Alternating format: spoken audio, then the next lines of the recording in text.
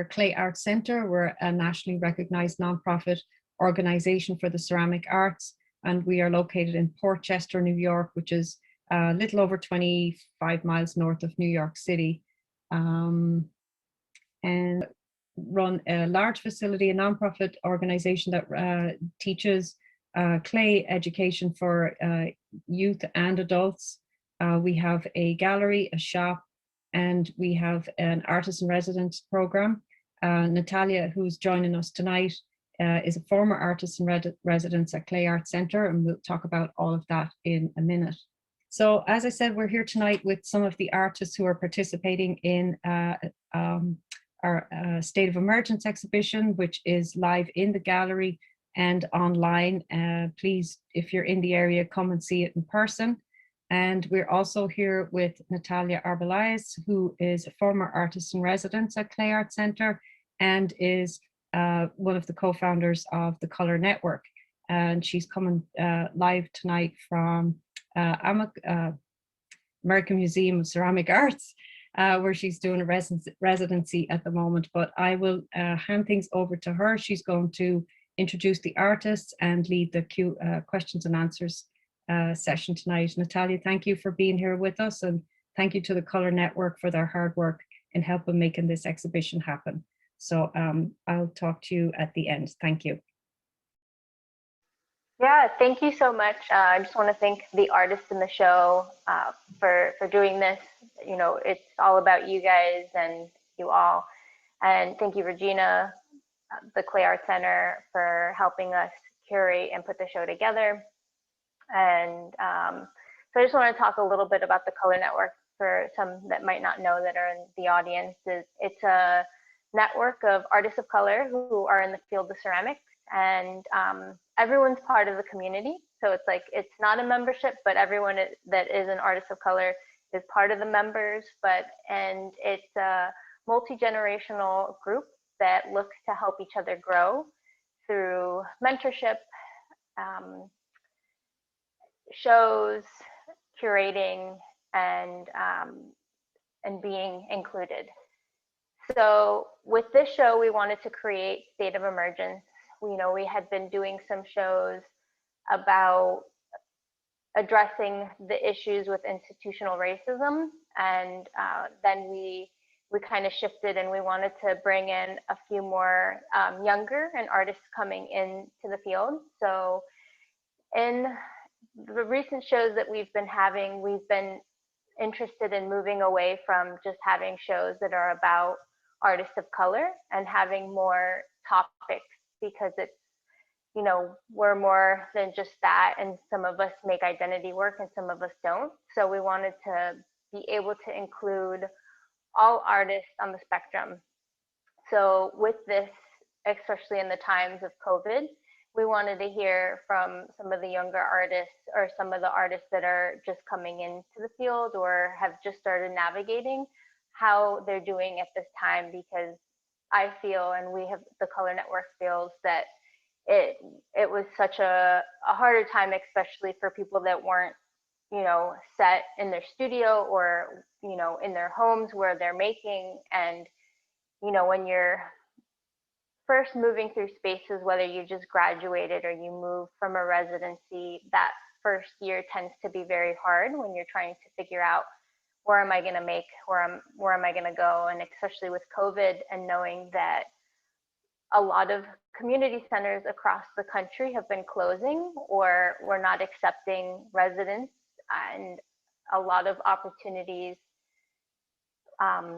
kind of shifted or changed. And we really wanted to hear of how these artists were navigating that, what was available to them, what was not available to them. So this show was speaking of that, and how these artists were doing with what they had. And so we'll first start off with the introductions, and then I'll shift to the questions. So we will start off with Alex.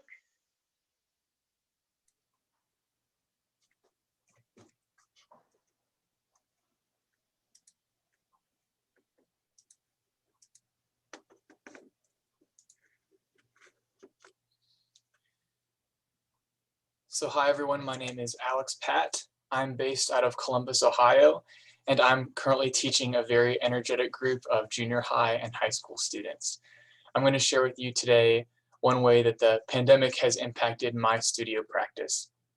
So most of my work before the pandemic was wheel-thrown functional ware that you're seeing now on the screen. That changed in spring of 2020. I was living in Goshen, Indiana. I was working for potter Justin Rothshank, and I was making work as a resident artist at the local community studio, which was called Goshen Community Arts. When the pandemic hit, the community studio lost their funding and had to close down permanently. I lost access to a wheel and my studio space at the center, but I wanted to continue making functional pottery. So I turned to hand building with slabs. I honestly had not had much experience with slab building because I had some horrible luck with cracking and breakage in the past.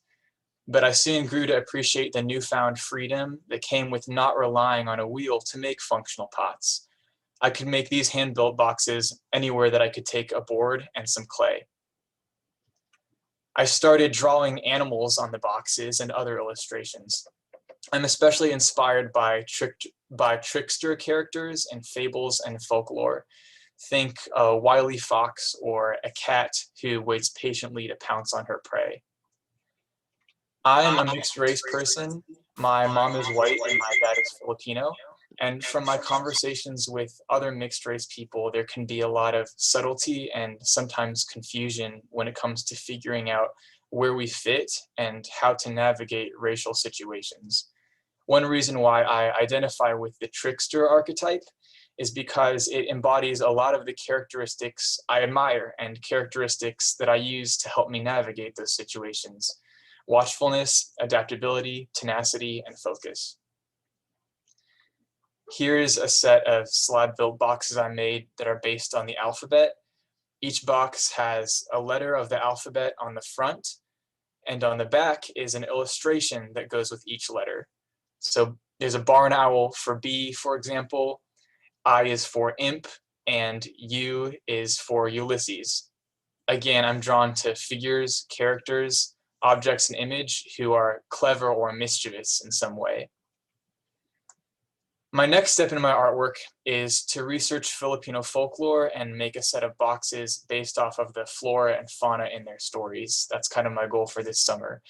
When I first started researching Filipino folklore, I was surprised at the incredibly rich variety of scary creatures and things that go bump in the night there are. So I look forward to learning more about my heritage through that process. Feel free to follow me on Instagram at alex_pat. And this summer you can be on the lookout for some boxes that depict creatures with very sharp teeth. Thank you.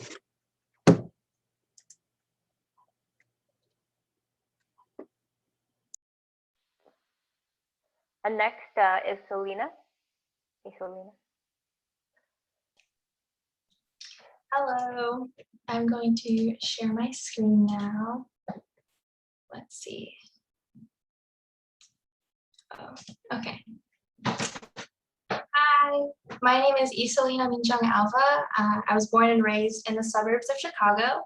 I just graduated from the Maryland Institute College of Arts ceramic program last year, and I'm currently a long-term artist in residence at Baltimore Clayworks. I'm very excited to show you guys a little bit about how my love for clay and my family, and definitely being an educator, moreover, like during this pandemic, has amalgamated into my studio practice. So welcome, get comfortable. Okay, so I'm going to start with the beginning of my trajectory. So I switched my major from illustration and painting.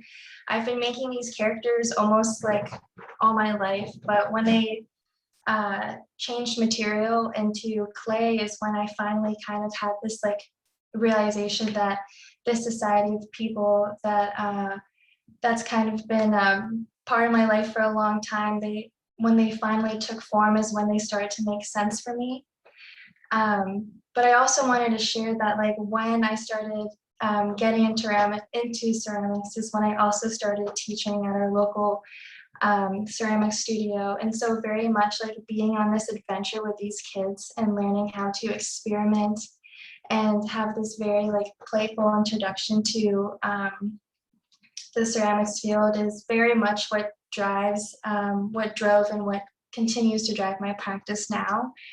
So speaking about like experimentation, definitely a lot of like lonely wandering of like hardware stores and just finding materials that I could experiment with, that turned into like a lot of like material ambiguity with my forms. Like even though they are like ceramic, they started to take more of like stone textures, mixing it up with like oil paint and like real underwear, and just like playing with this like tradition and then like using unorthodox methods is something that I kind of like hit the ground running with. But as I kind of played with like, you know, the material ambiguity of my forms, I also started to kind of step back and think about like the critical aspects of the critical like way that your work could be like ethnically or culturally ambiguous. So being from having a mom that's from Korea and my grandparents from Spain and Peru, like that kind of cultural exchange, like growing up, has definitely affected the way that I approach like art making and the potency of like transferring of like ideas and narratives. I'm very much inspired also by like North Korean propaganda. I do have some relatives there. And so playing with like how, especially over COVID, my ceramic forms can kind of exist online and exist in a way that is like two-dimensional was something that I've been definitely playing a lot with. Growing up, there were a lot of like cartoons in my life. I spent way too much time watching like MTV and Adult Swim, but definitely like having those like cultural influences and then the super fusion between that and growing up with a lot of like American cultural like cartoons, and just that whole childhood has turned into you know, my practice. And also like bootleg toy design for some reason has been a part of my work as well, and playing with scale and how these things can speak volumes, whether they're like through like collectibles or like larger scale forms. And so having worked with Andrea Keys-Connell a couple of years ago as a fellow at Aramont, she just kind of expanded for me how I could play with material and just experiment with this tradition with like wood glue, with resin. And so my work in this show is definitely like kind of about how all of those people that I've worked with, the experimenting that I've been doing for the past couple of years have like come into more of like a full circle kind of like playful way of like making and surfacing my pieces. So yeah, just playing with like history and glazes and how these characters are almost like protagonists for me in a way is where my practice has gotten me now. So currently like I'm working bigger and modular, and definitely like holding all of these experiences between like people I met and the history of this like medium. It's definitely like driving me to continue and just be continuously excited and experimental. So if you want to see more of my work, or if you want to ask me about like literally anything surface wise or building wise, I'm always here. One of my mentors always said like just do it, so that's kind of like my like motto in the studio, just do it, continue to be excited. And thank you so much for having me a part of this show.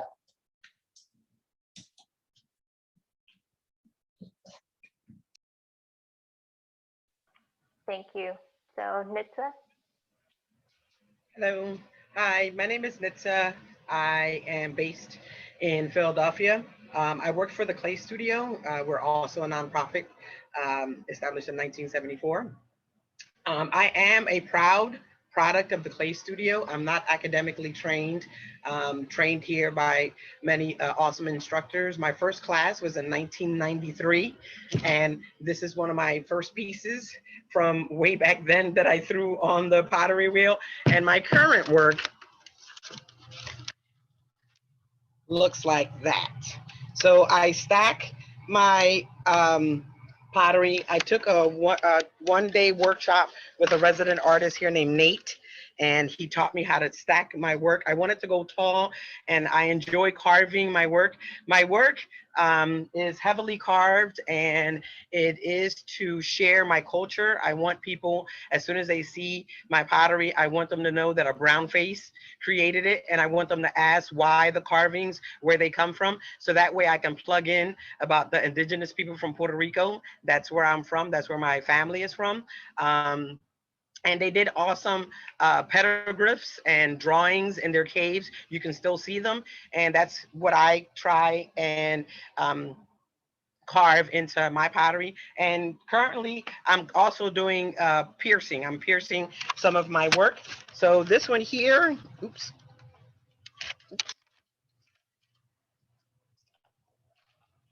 This one here has Taino symbols on it. It's pierced all the way through, and it is 1, 2, 3, 4, 5, 6 pieces that are stacked together.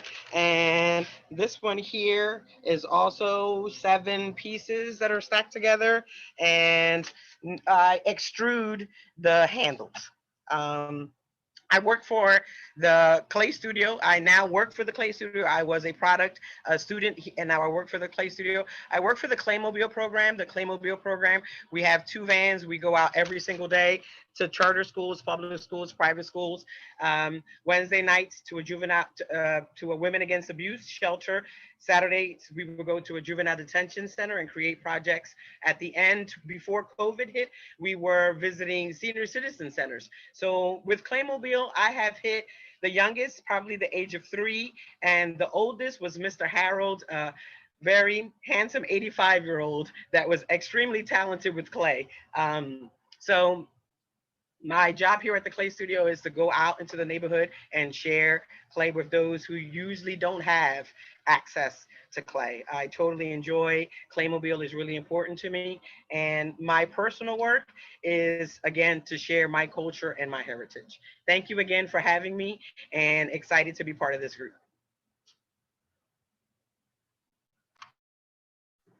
Thank you. Maya, can we hear from you now?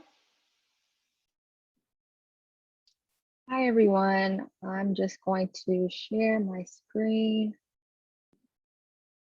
1 second.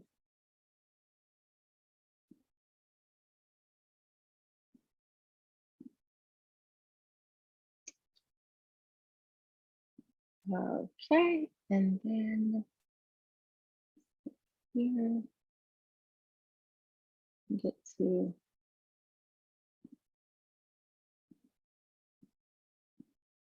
present. Okay, awesome. So my name is Maya Beverly. I am currently based in New Rochelle, New York. Currently subletting a space at the Clay Arts Center, which I'm so thankful for, and really happy to be a part of this show. And I think I just wanted to kind of give some context about the work that I have in the show, and hopefully provide just like a little bit more insight into my practice as well. And so I wanted to kind of start back a few years ago to kind of like the foundations for what I was thinking about, a lot of which involves objects and objecthood, and specifically thinking about objects of significance within certain communities. So for this specific piece, I was thinking about adornments and specifically jewelry and its relevancy within specifically Black and Brown communities. And for this piece, it was a site-specific work. So I went to Top Beauty, which was a beauty supply store in Brooklyn, and created the body out of ceramic, and then the earrings were actually from the actual store. And a lot of my work is kind of just thinking about the interplay between the people, the communities in which these objects might exist, and specifically being adornments right now is kind of my focus. So as it pertains to like hair and jewelry, and how essentially that can be seen as almost an extension of the body, where it's not just an object aesthetically, but it functions as something that can communicate more. And this was kind of like the next iteration of these ideas. On the left is a piece entitled Bantu. And I'm thinking about, again, hair and, you know, the process of manipulating hair, what that could look like on an abstracted level. So then taking it into this work, phase 2, which essentially is kind of that again on a meta level. And then further, this piece, This Figure, which is in the show, which essentially is, I guess, like the final form of these pieces that I was thinking about. And then on the right, we have all the pieces together. And initially I didn't see them this way. It was kind of just like, started off as being this figurative bust, and then eventually evolved into something more abstract. And then I kind of just kept going with that. And then this piece ended up being This Figure, the entire series being named This Figure. And then lastly, the work on the right is another one that's in the show, kind of based on the one on the left named Impale. And I tend to do works that are kind of companion pieces or sister pieces, I like to think of them as, where it kind of starts as one thing and then evolves into something maybe a bit more abstracted, and where the ideas are not as cut and dry as a figurative piece might be. So yeah, so these are the trimmings piece and the disfigure piece are 2 pieces in the show. And hopefully this kind of gave you a little bit more context into the direction in which I'm going. And yeah, thank you so much for being a part of this show. Super excited to see everybody's work. And yeah, thank you for this opportunity.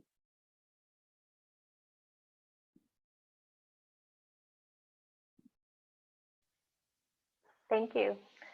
Laura?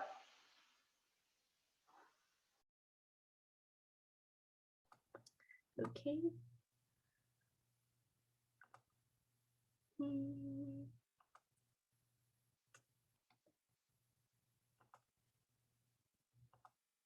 All right, can y'all see that? Cool. Oops.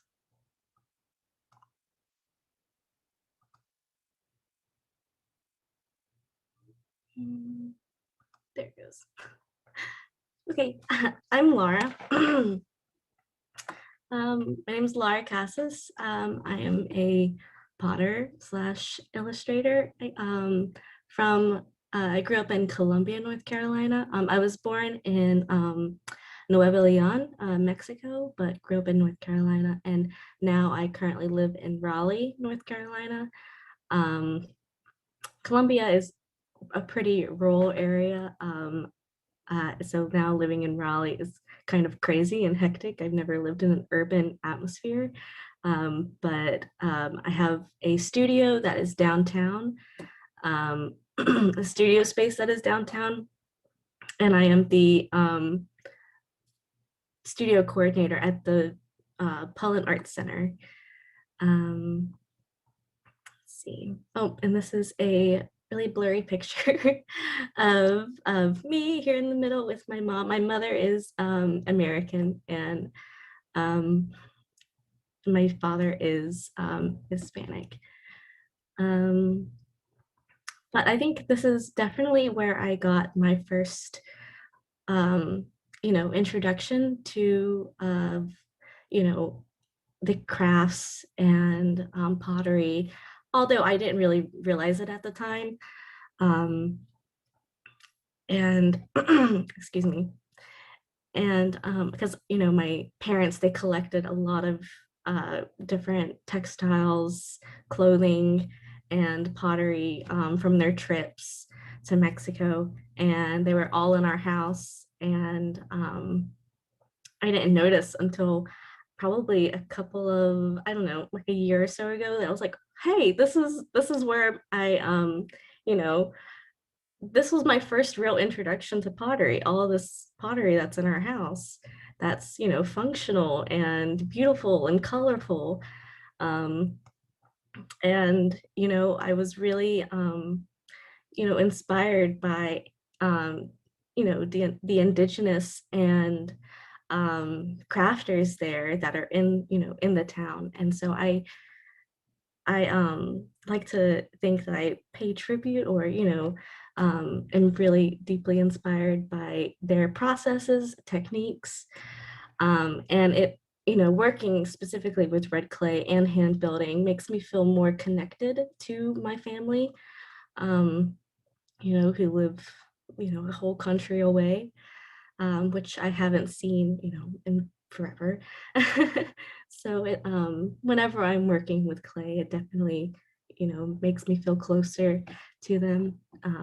And also, you know, also growing up in rural North Carolina, there wasn't, I didn't have a lot of exposure to other, you know, Hispanic or Latino or any like people of color at all. I think our family was kind of like the only, you know, mixed or interracial family. So it was really difficult to find, you know, a place to fit in. You know, what Alex said at the beginning of this talk really like sat with me, because I was like, yeah, like it's really confusing. So, and also I feel like that's how I started out with my work in school. It wasn't very, I didn't, I didn't really know who I was at the time. And I felt like I was being put in a box by my, I know it wasn't on purpose, but you know, I kept feeling like I was being put in a box of like, oh, this, you know, she's creating Mexican work about her identity. And I was like, not really, but and so, you know, as from, I remember from my senior thesis, I tried to detach myself from my identity, my Mexican identity. And later I realized that was really stupid. Why did I do that? Because I was so, you know, I felt like I was so boxed in. But now I am, you know, I feel comfortable, and I'm trying to embrace that by, you know, combining the things from, you know, American popular culture and Mexican folk art. I did a lot of like drawing, and I was really into animation and cartoons and graphic novels, and that kind of, this is some recent illustration work that I've done, but they all have, you know, a very graphic, you know, nature to them, which I also, you know, display on my pots. They're very bold and graphic, but also have like this nice marriage between, you know, cartoonish, you know, illustrations and indigenous patterns. So stuff like this. So like, you know, anime, especially Don Bluth. You know, the way animators are able to tell such vivid stories with, you know, animation and storyboarding. You know, I try to convey those same emotions and, you know, the narratives on my pieces. And like, how can you fit a whole animation onto one piece, but without actually animating a whole piece? But you know, and these are some images that you know, that inspire me. A lot of this type of work, was pretty prevalent in my childhood. We played a lot of, Lotteria, and there's a lot of these figurines in our house. And incredibly beautiful and colorful objects. And I try to, bond those two together in my own work. So it's, it's my own style.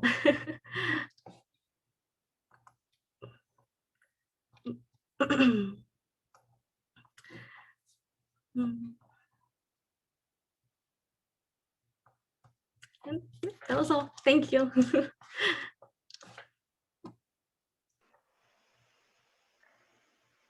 Okay, thank you all for sharing that. Thank you, everybody. I have to say it was really nice to hear from you all, the amount of work that we've all put into bringing this exhibition together. It was really nice to hear your voices and hear you speak in person about your work. And thanks to everybody for joining us. Thank you, Natalia, for joining us and for all the work that the Colour Network has put into the exhibition. And again, I would encourage people to come and see it in person, especially after hearing from the artists in person. It makes it so much more personable. Thank you all, and hope to see you all here again soon.